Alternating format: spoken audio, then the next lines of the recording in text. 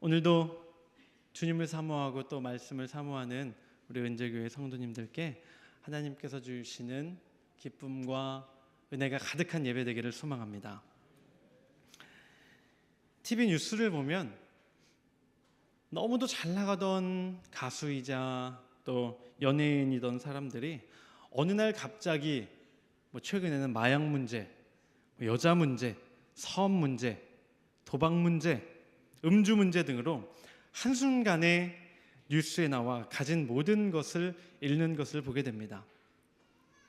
그 전까지는 어떤 구설수도 없었고 TV에서 워낙 잘 나가던 사람이었기에 별 문제가 없었는데 생각했다가 그렇게 한순간에 무너지는 걸 보고 사람들이 이렇게 생각을 합니다. 이야, 저 사람 저거 잘 했는데 한 방에 그냥 훅 갔네. 한순간에 무너졌네. 이렇게 사람들이 표현을 합니다. 우리 주변에서 아주 흔한 일이죠. 연예인을 TV의 뉴스에선 특별히 많이 조명하기도 하지만 연예인뿐 아니더라도 사업가, 잘 나가던 정치인, 목사 등도 예외가 아닙니다. 그렇게 무너지는 것을 우리는 참 많이 보게 됩니다. 그런데 정말 그 모든 사람들이 어느 날 갑자기 찾아온 단 하나의 큰 시련에 그저 한 방에 무너지는 걸까요? 그렇지 않습니다. 그 큰 한 방이 있기까지는 그 전에 작은 수많은 공격이 이미 있다고 볼 수 있습니다. 저는 다양한 운동을 한 걸 아마 아실 텐데 복싱 경력이 좀 되는 것 알고 계시나요? 잘 모르시나요? 한 20년 정도 복싱 경력이 있습니다. 좀 의외라고 생각하시는 분들이 계실 것 같은데 남자분들은 아마 공감하실 겁니다. 샤워를 이제 딱 화장실에서 마치고 나면 이렇게 물기를 좀 털고 이렇게 거울 좀 보다가 이렇게 복싱 포즈를 남자들은 다 취합니다. 그리고 이제 주먹이 얼마나 빠른지 이렇게 한 10초에서 20초 정도 섀도우 복싱을 열심히 하다 보면 저 정도 경력이 되면 이제 주먹에서 소리가 이제 막 납니다. 바람을 가르는 소리가 막 슉슉 나면 그 소리를 들어서인 것 같아요. 제 생각엔 아내가 이제 어느 순간 뒤에 와서 저를 도대체 이 사람이 뭐 하고 있나 이렇게 한심하게 쳐다볼 때가 한 번씩 있고는 했습니다. 근데 이제 복싱 경기를 보면요, 한 방에 KO가 딱 돼서 쓰러질 때 이제 사람들이 이렇게 말합니다. 야, 럭키 펀치 한 방에 쓰러졌다. 이렇게 이야기를 하지만 20년 복싱 경력자인 저는 한 방에 쓰러진 게 아니라는 걸 알고 있습니다. 권투 경기를 보면 그 전에 이미 수많은 잽을 날립니다. 잽은 큰 공격이 아니에요. 툭툭 칩니다. 근데 이 공격이 계속 반복되다 보면 가드가 풀리기 마련이고요, 조금씩 데미지가 쌓이기 마련입니다. 그러다가 방어가 느슨해지고 계속 맞은 데미지가 쌓였을 때 커다란 펀치가 날아오게 되는 것입니다. 마찬가지입니다. 사탄이 우리를 쓰러뜨리기 위한 방법도 똑같습니다. 그저 숨죽이고 가만히 있다가 기회를 봐서 어느 한순간에 우리를 쓰러뜨릴 큰 시험으로 우리를 무너뜨리는 게 아닙니다. 어느 날은 찾아와서 가볍게 잽만 두어 방 툭툭 날리고 가는 거예요. 그럼 어떻습니까? 내가 이긴 것 같기도 하고 내가 버틴 것 같기도 해요. 그래서 안심합니다. 그래, 나 이런 유혹이 있었는데 그래, 내가 오늘 이겼어 하고 방심하고 그 방심이 계속되는 그 순간 커다란 시험에 여지없이 무너지게 될 수밖에 없는 것입니다. 신앙생활을 평생 해오신 우리 성도님들은 아마 알고 계실 겁니다. 사탄의 시험은 어느 한순간 내가 결단해서 끊어낼 수 있는 게 절대 아니라는 것을 끊임없이 공격해옵니다. 우리는 평생 살아가면서 그 유혹을, 그 시험을 결국은 다스리는 수밖에 없습니다. 그렇다면 어떻게 계속되는 사탄의 시험을 이길 수 있을까요? 어떻게 순간적인 승리에 기뻐해서 자만하지 아니하고 평생토록 우리에게 다가오는 그 시험과 유혹들을 이길 수 있습니까? 하나님의 사람 엘리사에게는 사환, 게하시가 있었습니다. 나만 장군이 자신의 병을 고침받기 위해 엘리사를 찾아오고 결국 엘리사의 말을 통해 요단강에서 7번 몸을 씻고 고침을 받게 됩니다. 너무도 기뻐서 가지고 온 보물을 주려고 하죠. 그러나 거절합니다. 엘리사가 거절합니다. 엘리사는 거절하는데 자신의 주인 엘리사가 거절하는 것을 본 그 종 게하시의 생각은 달랐습니다. 내가 이것을 받아야겠다 생각해서 끝까지 쫓아가서 결국 그것을 몰래 받고요, 완전 범죄를 꿈꾸고 주인을 만나기 전에 그것을 잘 숨겨두고 주인에게 갑니다. 결국 엘리사가 그 사건을 알게 되고 나아만이 낳았던 그 문둥병이 게하시에게 옮겨가는 것을 우리는 오늘 본문을 통해서 볼 수 있습니다. 오늘 본문을 보면 엘리사와 게하시에게 그 두 명에게 똑같이 유혹과 시험이 찾아왔음을 알 수 있습니다. 그런데 어떻습니까? 결과는 완전 달랐습니다. 엘리사는 그 시험을 능히 이겨냈고요, 게하시는 그 시험에 완전히 무너지고 말았습니다. 그 둘 사이에 무슨 차이가 있었습니까? 무엇이 누구는 시험을 이기게, 누구는 시험에 지게 만들었습니까? 오늘 본문을 통해서 우리가 함께 나누어 보겠습니다. 첫 번째로 우리가 계속되는 시험을 이겨내기 위해서 필요한 것은 무엇이냐면 여호와의 살아계심을 기억하는 것입니다. 우리 좌우에 고백하겠습니다. 여호와의 살아계심을 기억하시기 바랍니다. 한 번 더 고백합니다. 여호와의 살아계심을 기억하시기 바랍니다. 본문을 보면 선물을 주려 하는 나아만에게 엘리사가 이렇게 말하는 것을 볼 수 있습니다. 16절 오늘 본문을 우리가 함께 읽어보겠습니다. 이르되 내가 섬기는 여호와께서 살아계심을 두고 맹세하노니 내가 그 앞에서 받지 아니하리라 하였더라. 나아만이 받으라고 강권하되 그가 거절하니라. 왜 받지 않았다고 합니까? 나아만이 가져온 게 성이라고 표한 것이 얼마 안 돼서 안 받은 겁니까? 그렇지 않습니다.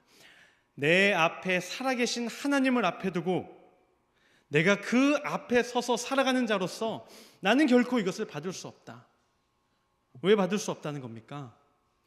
하나님께서 이 놀라운 일을 하셨는데 마치 내가 대단한 일을 한 것인 양 그 감사 표현을 내가 받을 수 없다는 겁니다.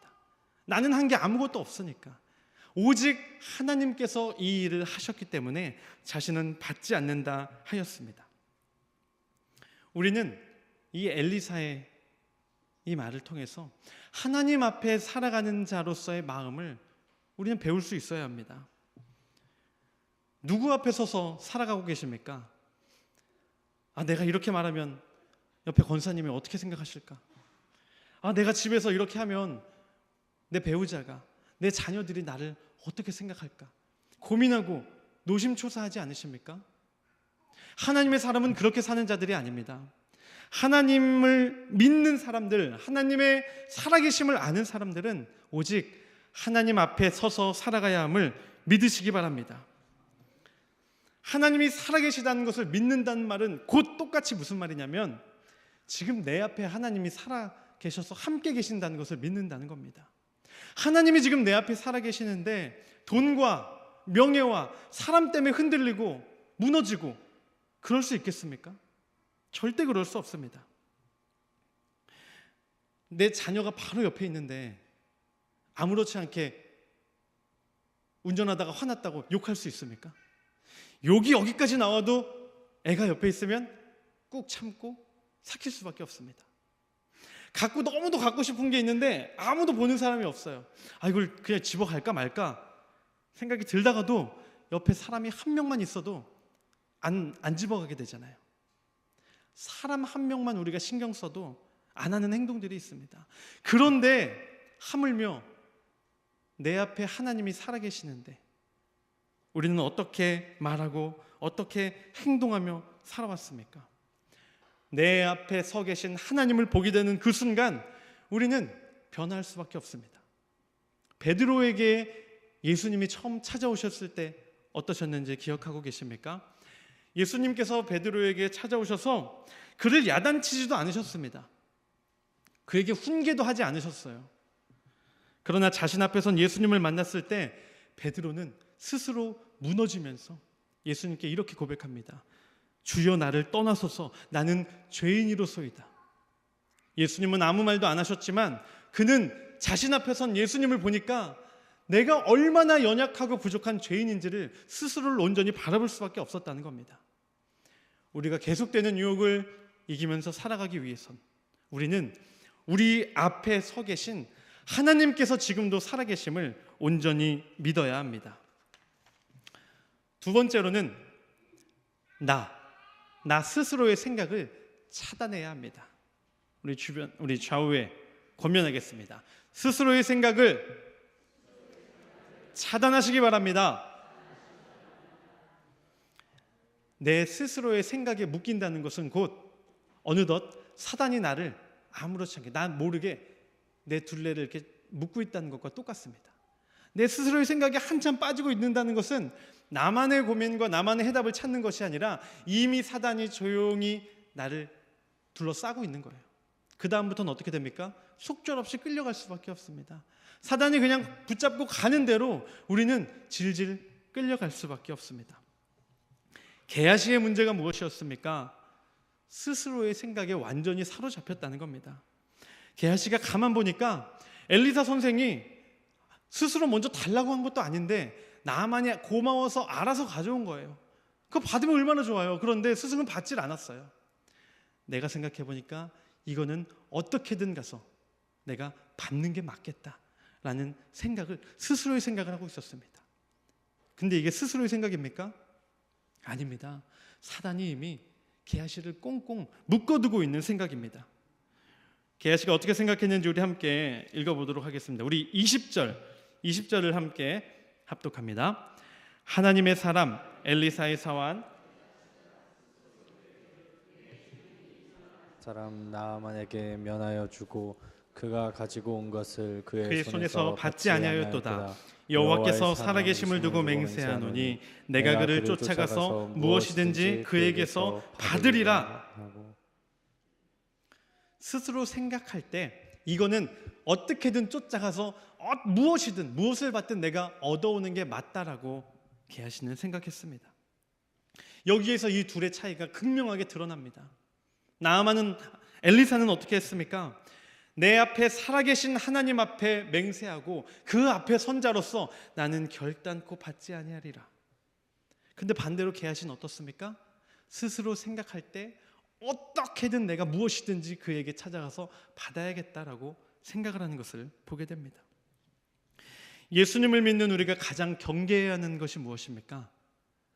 하나님의 살아계심을 아는 사람이라면 하나님이 나에게 어떤 마음을 주셨는지를 깨달아야지 내가 세상적으로 고민하고 내가 지혜를 막 짜서 내놓은 그 생각이 마치 정답인 양 살아가서는 결코 안 된다는 것입니다.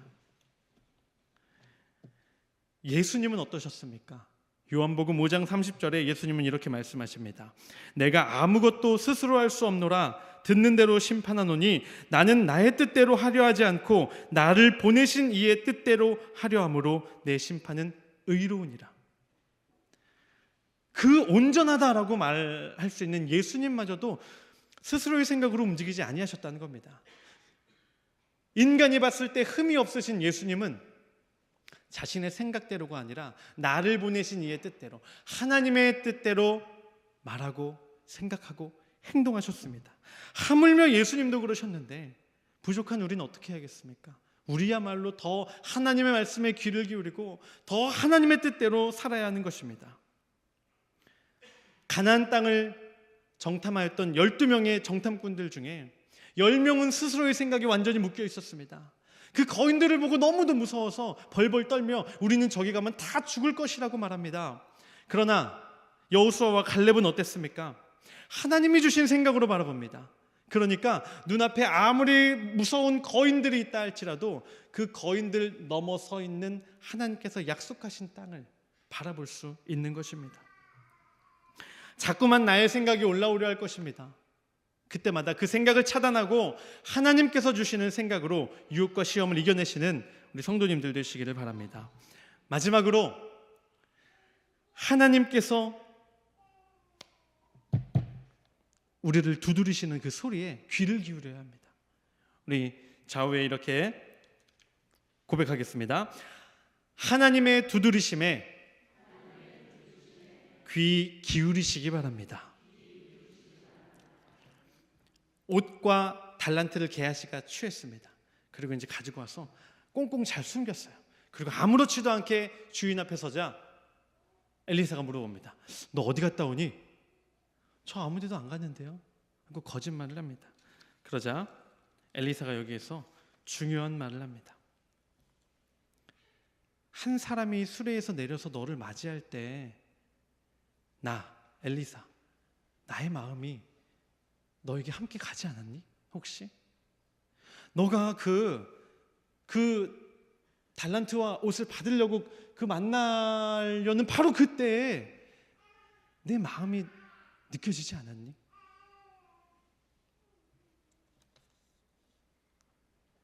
우리에게 다시 표현하면 어떤 겁니까?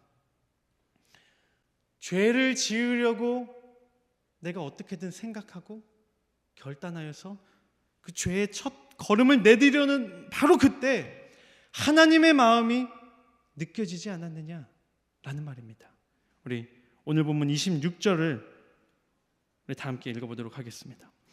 엘리사가 이르되 한 사람이 수레에서 내려 너를 맞이할 때 내 마음이 함께 가지 아니하였느냐? 지금이 어찌 은을 받으며 옷을 받으며 감람원이나 포도원이나 양이나 소나 남종이나 여종을 받을 때이냐? 너가 죄를 지으려고 하는 바로 그때, 아직 돌이킬 가능성이 있는 그때에 나의 마음이 느껴지지 않았니? 하나님께서 너에게 이미 말씀하시지 않았니? 우리가 죄의 유혹에 넘어지려 할 때마다, 무너지려 할 때마다 하나님은 어떤 분이십니까? 우리의 마음을 두드리시는 분입니다. 우리의 마음이 울려서 하나님의 마음이 경험돼서 죄를 선택하기 바로 그 전 얼마든지 돌이킬 수 있는 기회를 하나님은 우리에게 주신다는 겁니다. 우리의 마음이 굳어지면 그게 느껴집니까? 느껴지지 않습니다. 그때 그 마음이 어떠한지 게하시도 느꼈습니다. 엘리사가 말하죠. 내 마음이 함께 가지 않았니? 느껴지지 않았니? 분명히 느껴졌습니다. 느껴졌는데 어떻게 합니까? 무시하는 거예요. 괜찮을 거야. 괜찮아. 이 정도는 받아도 돼 라는 그의 마음, 스스로의 생각에 사로잡히면 그는 결국 죄의 길에 완전히 빠질 수밖에 없는 것입니다. 그 죄가 얼마나 무섭습니까? 그 결과가 얼마나 무섭습니까? 나만의 나병이 그에게 옮겨갔을 뿐만 아니라 그 병이 그의 자손들에게까지 전해질 것이라고 그 무서운 저주가 임하는 것을 우리는 보게 됩니다. 우리 성도님들은 오늘 이 말씀을 분명히 기억하시기 바랍니다. 우리가 잘못된 생각과 판단으로 죄의 길을 선택하려는 그때 하나님은 이미 우리의 마음을 만지고 두드리고 계십니다. 깨달을 수 있도록, 돌이킬 수 있도록. 그때 아니야, 괜찮아, 괜찮을 거야, 한 번 정도야, 이렇게 생각하는 그 순간 우리는 결국 게하시처럼 무너질 수밖에 없습니다. 복싱 경기 때 잽을 툭툭 날리는데 한두 대 맞았어요. 맞을 만한데? 배를 몇 대 맞았는데 버틸 만한데? 그래서 그 잽과 복부 공격을 계속 놔두면 어떻게 됩니까? 눈이라는 곳은 되게 쉽게 붓습니다. 데미지가 크지 않은데 어느새 잽을 맞다 보면 한쪽 눈이 다 부어 있어요. 복싱은 서로의 주먹의 그 간격을 재야 되거든요. 눈이 하나가 팅팅 부는 그 순간 거리가 재어지지가 않습니다. 배를 계속 맞다 보면 복싱은 긴 시간을 무호흡으로 버텨야 됩니다. 순간적으로 짧은 순간 호흡을 들이켜야 하는데 배를 많이 받다 보면 호흡이 되지가 않습니다. 그럼 깊은 바닷속에 가라앉는 것처럼 금방 쓰러질 수밖에 없어요. 그렇게 빈틈이 많은 자는 결국 큰 한 방을 허용할 수밖에 없게 되는 것입니다. 민감하게 반응해야 합니다. 복싱도 그렇고요, 우리의 신앙도 그렇습니다. 내 마음에 찔림이 있는 그 순간 괜찮겠지? 아무렇지 않게 우리의 마음을 열어둘 때 우리는 무너질 수밖에 없는 것입니다. 지금도 사탄은 우리에게 잽을 날리고 있습니다.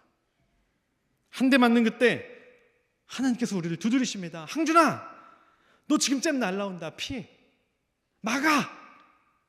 근데 그 음성이 분명히 들림에도, 내 마음에 찔림에도, 울림에도 우리가 반응하지 아니하고 무시하고 넘어가 버려서는 우리는 결코 시험을 이길 수가 없습니다. 하루 이틀 이길 수 있겠죠. 그러나 3, 4일 되는 때, 얼마 시간이 되지 않을 때 아무렇지도 않게 우리는 쓰러질 수밖에 없는 것입니다. 평생 동안 끊임없는 사탄의 유혹과 시험에 날마다 하나님 앞에 서서 내 생각을 차단하고 하나님의 그 두드리심에 민감하게 반응하여 마지막 그 순간까지 하나님 우리에게 허락하여 주시는 그 영원한 하늘나라를 차지하는 우리 은재교회 성도님들 되시기를 바랍니다. 우리 이 시간 함께 주는 완전합니다 찬양하시고 우리 한 마음으로 기도하시겠습니다.